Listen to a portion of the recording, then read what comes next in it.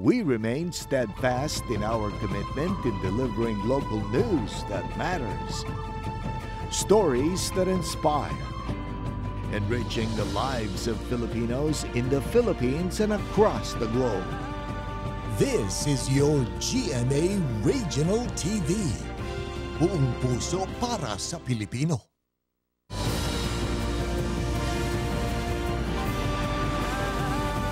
Ito ang GMA Regional TV, One Mindanao.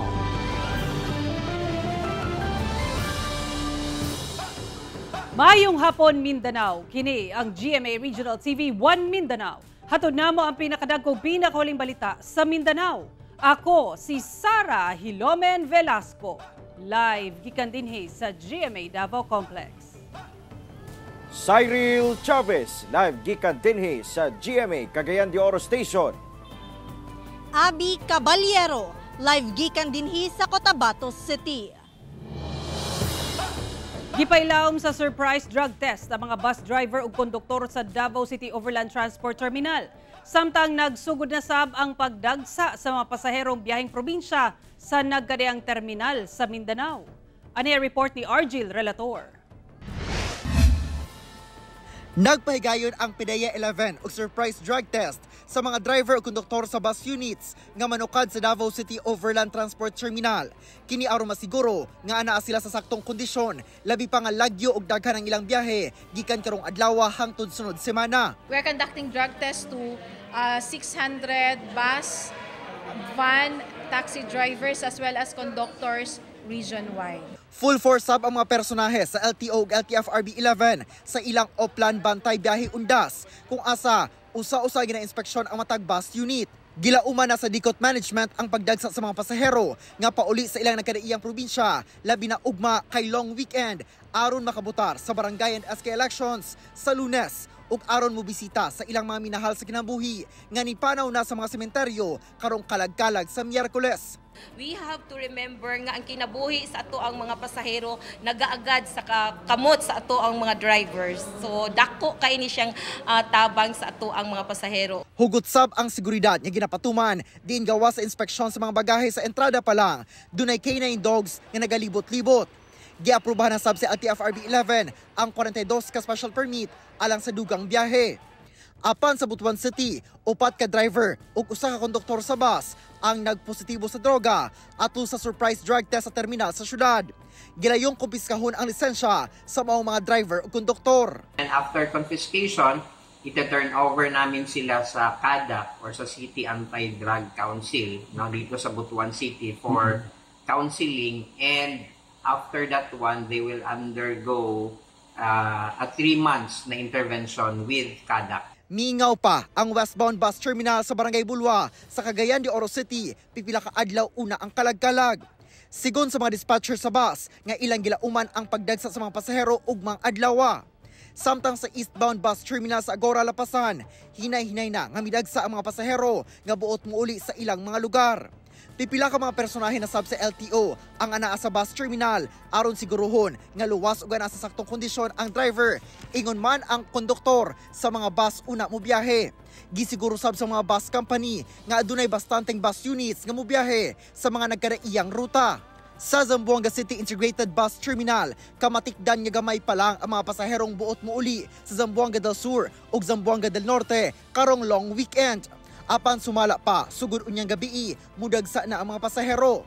Samtang taliwala sa moabot nga eleksyon ug kalag-kalag, walay kabag-uhan sa schedule sa mga bus nga mugikan sa Zamboanga City kung diin 24 oras gihapon kini nga mag-operate.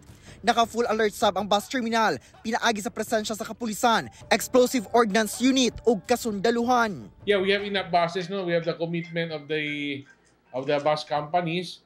They are going to provide us with the much needed buses. Ako si Argil Relator para sa One Mindanao.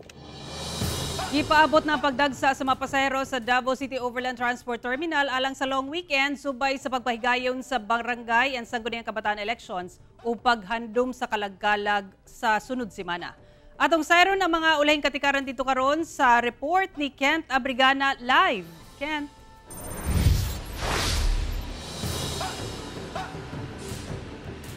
Sara, sanglit long weekend og subay na sab sa barangay and sangguniang kabataan elections karong Lunes og kalagkalag. Ubay-ubay na ka mga pasahero ang mga bot karon dinhi sa Davao City Overland Transport Terminal.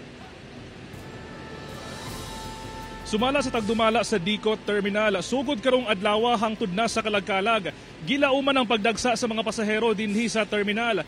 Gibana-bana ang anaa sa 50,000 ngadto 70,000 ka pasahero ang moabot sa maong terminal. Equivalent kini sa 1,500 ka bus trips per day. Hinuon gibutyag sa tagdumala sa terminal nga dili kulangon ng ilang mga bus nga mubiyahe sa mga musunod nga mga adlaw. Samtang nakigalayo na ang Dicot Terminal sa mga safety and security personnel aron masiguro ang hapsay nga biyahe sa mga pasahero. Gani hugot ang ilang inspeksyon sa mga bag sa mga pasahero. Hugot sab ang pagbantay sa kapulisan o kasundaluhan sa palibot sa terminal. Nagpabilin gihapon ang no pick-up policy sa mga bus. Bot na sabot, mamahimo lang ang makasakay sa mga bus sulod sa Dicot Terminal. Sara pay mangnosab sa Dicot Terminal sa mga mubiyahe nga kung mamahimo mo bit-bit lang o gagmay mga gamit aron dili malangan sa biyahe. Og reminders pod sa ato mga pasahero, bawal ang pagbit-bit og mga hinagiban, mga any sharp objects like knives, og syempre lakip na din ha ang mga posporo og lighter. Sara. Okay, dagang salamat Kent Abrigana.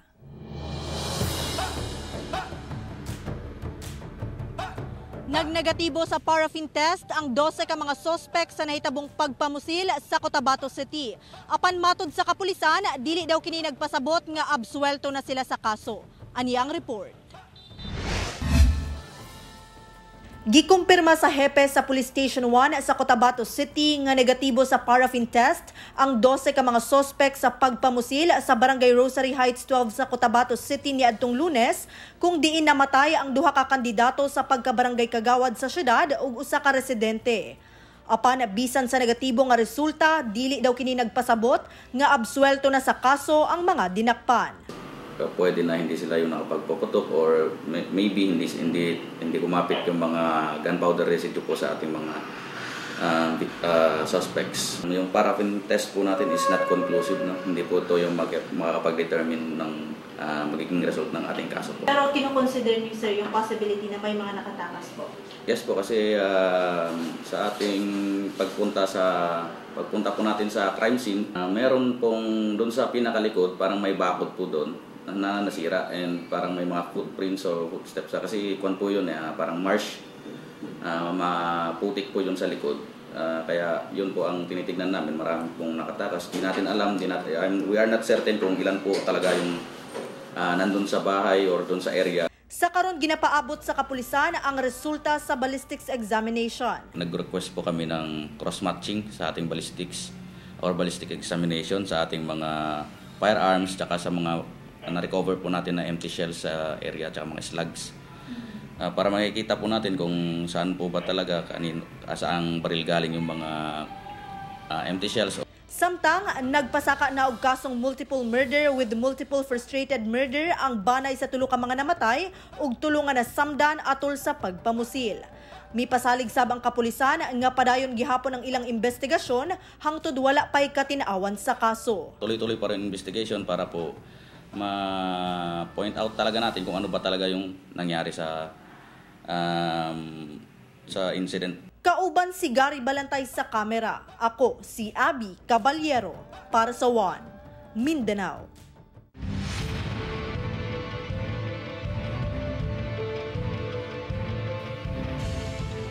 Andam na ang COMELEC, DepEd ug kapulisan sa Davao Region alang sa barangay and sangguniang kabataan elections sa Lunes. Ang mga lagyong barangay sayo nga haturan og balota sumala sa COMELEC. Ano ang report ni John D. Esteban? Base sa balaod, sa adlaw mismo sa eleksyon, ipang-distribute sa matag polling precinct ang mga balota sumala sa COMELEC. Apan dunay exemption. Ang mga anaa sa mga lagyong dapit, usangad to sa duha ka adlaw kining ihatod, una ang adlaw sa piniliay, sanglit masiguro nga masugdan ang pagboto alas 7 sa buntag sa Lunes. Meron tayong mga malalayong barangay dito sa region na kailangan madeliveran na kasi po take many hours yung travel papunta doon. Kaya yun, may mga early delivery. We are hoping na come 7 a.m. on October 30, lahat ng polls natin maka-open. Pahimangno sa COMELEC, bawal kuhaan og hulagway ang mga balota sanglit usa kini ka election offense. Mamahimong magdala na og kodigo kung kinsa ang ilahang butaran aron madali ang pagboto. Magdala sab og kaugalingong ballpen. Samtang kapin 20,000 teachers sa Department of Education Region 11 ang magsilbi sa eleksyon, isip miyembro sa Electoral Board.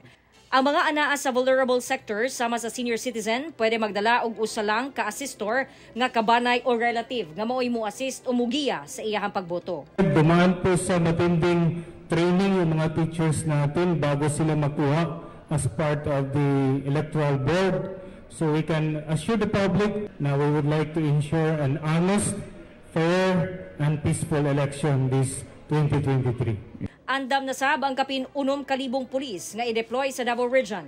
Ang mga pulis, 30 metros dapat ang ilahang gilayon gikan sa polling centers ug mamahimo ra silang muduol o galing muboto na sila. Duna usay imontar nga police assistance desk. We will be establishing police assistance desk para kung ano man yung mga concerns sa Electoral Board, madali po kaming mapuntahan. And then pwede po kaming pumasok pag may request po for assistance from the COMELEC and kung boboto po yung police natin. Dugang pahinumdom sa COMELEC nga hangtod ugmang adlaw na lang ang pagpangampanya sa mga kandidato. Busa gibawal na kini hangtod sa adlaw sa eleksyon. Ipatuman sab ang liquor ban sugod sa Domingo, Oktubre 29 hangtod na sa eleksyon sa Oktubre 30. Ang pagboto magsugod sa alas 7 sa buntag, kutob alas 3 sa hapon. Kauban si Jojo Solarte sa kamera. Ako si Jandy Esteban para sa One Mindanao. Nakatakda nang iapod-apod ang mga eleksyon para Pernalya alang sa 28 ka barangay sa Zamboanga City. Samtang gipaniguro sa Joint Task Force Zamboanga nga hugot nga bantayan ang mga polling precinct aton sa adlaw sa eleksyon. Aning report ni Krisa Dapitan. Ana-ana sa kustodiya sa Zamboanga City Treasurer's Office ang mga election paraphernalia nga gamiton alang sa barangay ug SK elections karong Lunes, October 30. Gilangkuban kini sa official ballots, envelopes alang sa pagbotar ug pag-ihap, indelible ink, ballpens ug uban pa nga gamiton sa 630 ka presinto sa District 1 ug 711 ka presinto sa District 2. Sumala sa COMELEC Zamboanga, nakatagda kining i-deliver karong Domingo, Oktubre 29 kung diin unahon ang mga island barangays sa syudad. Yung security plan po natin is from grandstand until delivery sa respective voting centers. May security na po tayo sasabay sa convoy. Isa-secure po natin yung balota natin. Hopefully, walang gulo. Ang maong mga paraphernalia, daling kuwaon human ang vote counting ug sealing. Samtang gisiguro na sab sa Joint Task Force Zamboanga nga andam sila sa mga posibleng mahitabo panahon sa eleksyon. Hinuon, sukad pagsugod sa campaign period, wala matud pay mga panghitabo sa pagpamusil ang natala sa Zamboanga City. Nakaset up na tayo at as early tomorrow we will be deploying all the security sectors para masecure na ang mga polling precinct until canvassing ends at saka madala ang mga paraphernalia sa proclamation ng every barangay. Kauban si Jerwin Fernando sa kamera. Ako si Krisa Dapitan para sa One Mindanao.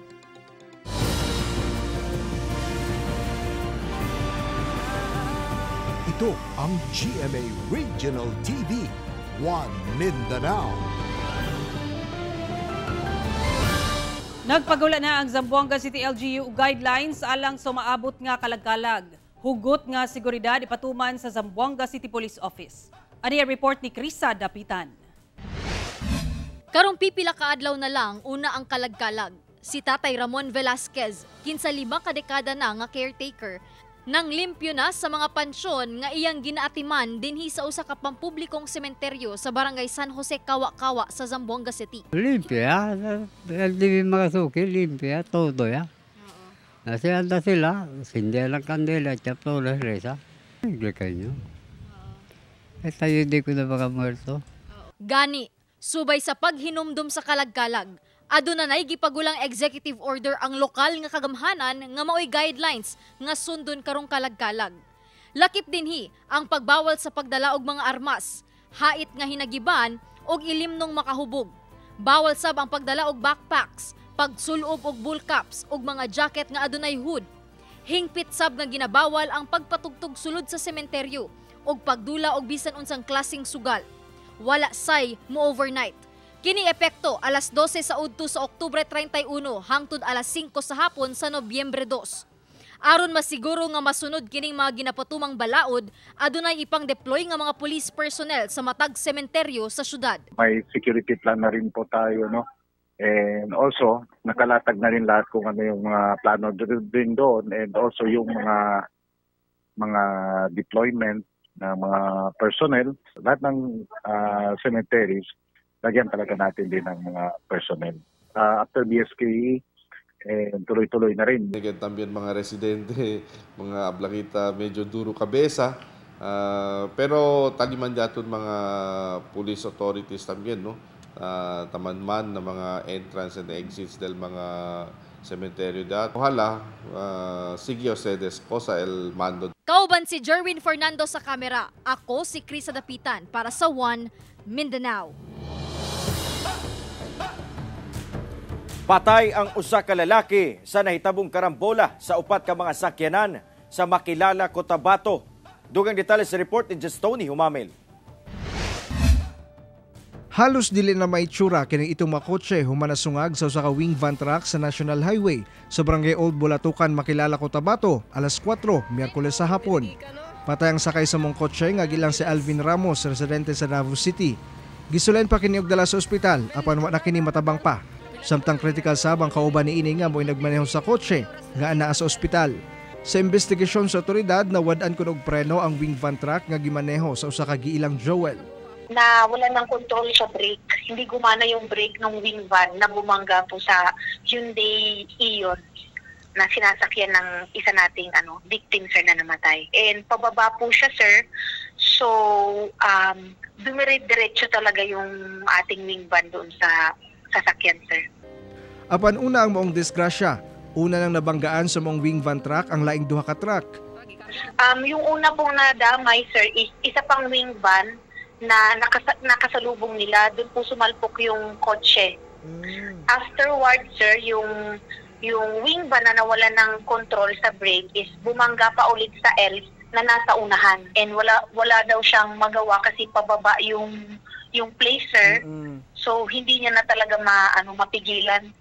Sa karon nakakustodiya na sa Makilala Police Station ang driver sa wing van. Ginaulat pasab sa Makilala PNP ang pamilya sa mga biktima kung mapasaka ba sila og kaso batok sa driver. Ako si Tony Humamil para sa One Mindanao. Ginapaygayin karong hapon ang Kapuso Mall Show kauban ang Kapuso Stars nga cast sa Love Before Sunrise sa Davao City. Atong sayro ng mga kalingawan diha karon pinaagi kang Argel Relator live. Argel.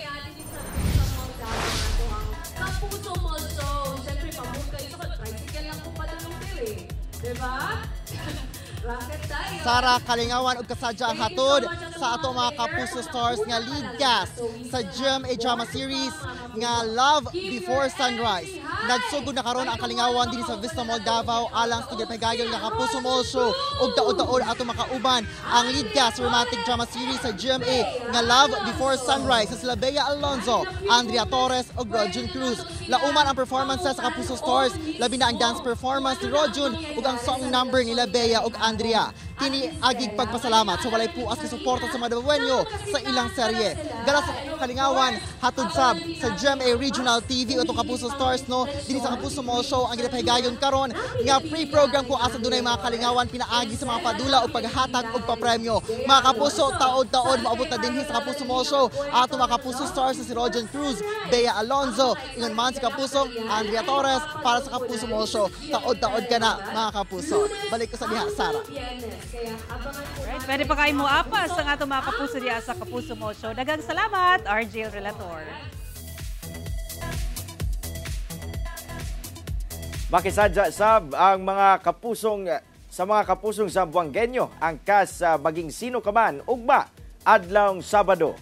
Pangunahan ka na sa Team Barda ni Barbie Forteza ug David Licauco, kauban si Juancho Trevino ug Faith Da Silva nga sa maging sino ka man ang Kapuso Mall Show sa KCC di Zamboanga alas 2 sa hapon. Dagang sorpresa ang angay atangan gawa sa live performances sa inyong mga Kapuso idol. Busa, kita-kits mga Kapuso.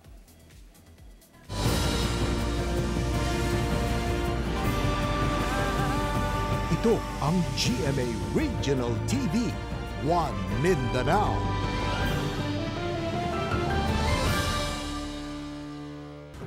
Usa ka babae nga giingong nalambigit sa child trafficking ug usa ka inahan ang priso. Human nadakpan sa otoridad diyang ibaligya unta niini ang 4 ka adlaw nga anak niini. Ang baby anana sa kustodiya sa CSWD. Ano ang report? Dakpan sa Hingog City Police Station uban ang CSWD ug NGO nga Project Rescue of Children gikan Tarlac City ang usa ka babaeng giingong child trafficker ug usa ka inahan sulod sa usa ka mall sa Hingog City, Misamis Oriental.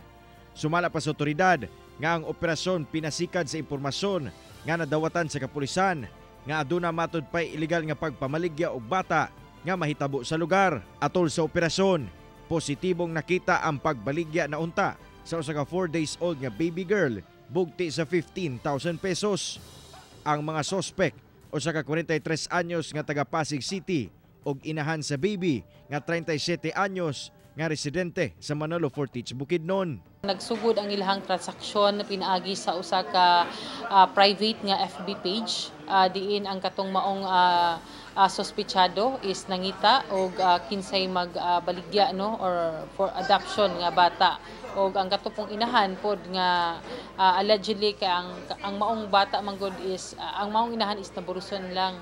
So ang gusto pod sa maong inahan is ibaligya pod ang maiyahang ang maong bata. Usa ka dakong kalapasan sa balaod ang gihimo matud pa sa mga suspitsado kasong paglapas sa RA 9208 o Anti-Trafficking in Persons Act of 2003 ang atubangon sa mga suspitsado. Kini nga insidente is very disheartening kaayo kay tungod usa ka inahan mismo ang nagbaligya sa iyang anak. Sanglit social media ang gamit sa mga suspitsado sa paghimo sa illegal nga transaksyon.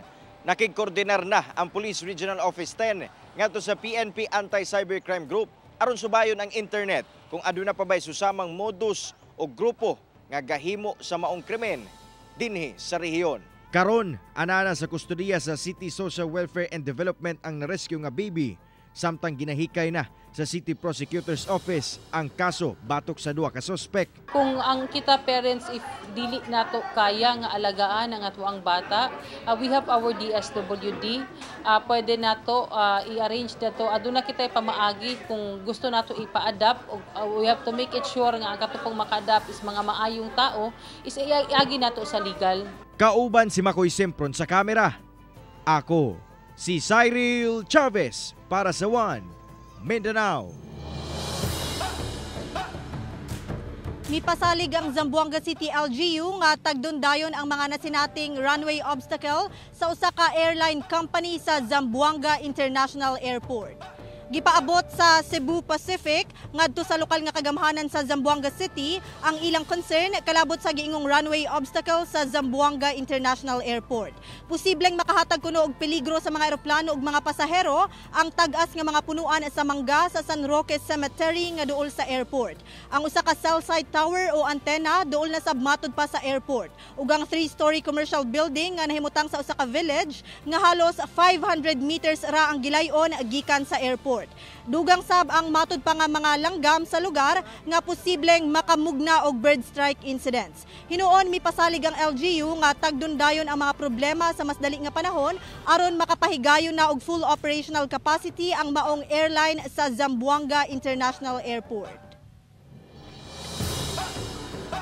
Mga kapuso, karong Lunes atong i-exercise ang atong katungod nga moboto sa Barangay Sangguniang Kabataan Elections.